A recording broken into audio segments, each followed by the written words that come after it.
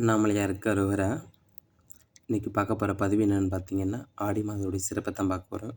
முக்கியமாக பெண்களுக்காக தான் இந்த பதிவு. யாரெல்லாம் விரதம் இருக்கலாம் அம்பாளுக்கு அப்படின்னு பார்த்தீங்கன்னா, மாத தொடக்கத்திலேருந்து வீட்டில் இருக்கிற பெண்கள் இருக்கலாம், குழந்தைகளும் இருக்கலாம், வீட்டில் இருக்கிறவங்க எல்லாம் இருக்கலாம். கட்டாயம் கன்னி பெண்களும் வீட்டில் இருக்க சுமங்கலியும் கட்டாயம் இருக்கணும்.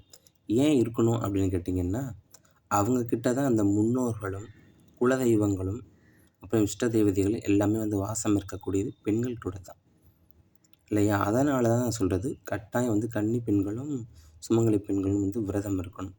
எப்படி நீங்கள் விரதம் இருக்கலாம் அப்படின்னு கேட்டிங்கன்னா, தினமும் தலைக்கு குளித்து மஞ்சள் தேய்ச்சி தலைக்கு குளித்து அம்பாளுக்கு ஒரு நெய்வேத்தியம் வச்சு நீங்கள் தினமும் வழிபட்டுகிட்டே வாங்க. நீங்கள் என்ன நினைக்கிறீங்களோ அதெல்லாம் நினச்சி நீங்கள் வழிபட்டுகிட்டே வரலாம்.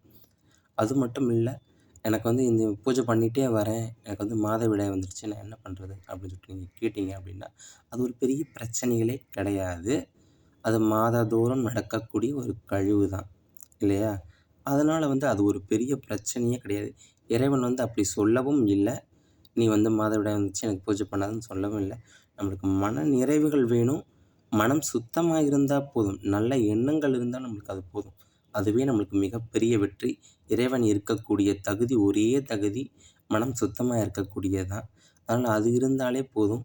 நீங்கள் மாதவிடாயை பற்றி கவலைப்பட தேவையே இல்லை. நீங்கள் கட்டாயம் பூஜை பண்ணலாம். அண்ணாமலையாருக்கு அரோகரா. அது மட்டும் இல்லைங்க, எல்லா வகையும் நன்மை கொடுக்கக்கூடிய இந்த ஆடி மாதங்களில் ஆடிப்புறம் அடுத்து 18 வரும் பார்த்தீங்களா? ஆடி 18ன்னு சொல்லுவாங்க. அதுக்கப்புறம் நீங்கள் எந்த தொழில் செஞ்சாலும் சரி, அது விருத்திக்கு வரும். பல தலைமுறைகளுக்கு கடந்து நம்மளை வாழ வைக்கக்கூடிய உகந்த நாள் தான் இந்த ஆடி மாதம். அதனால் சொல்கிறேன், ஆடி மாதத்தில் எல்லா நல்ல காரியங்களும் செய்யலாம். ஆடி 18க்கு அப்புறம் நீங்கள் செய்யுங்க, எல்லாம் வெற்றிகரமாக அமையும். அண்ணாமலையாருக்கு அரோகரா. இப்போ மீண்டும் மீண்டும் சொல்கிறேன், அது ஒரு பிரச்சனையே கிடையாது. பெண்களுக்கு மாதவிடாய் பிரச்சனையே கிடையாது. எல்லாரும் இறைவனை வழிபடணும், மன நிறைவுகளோடு எல்லாரும் நல்லா இருக்கணும். அண்ணாமலையாருக்கு அரோகரா.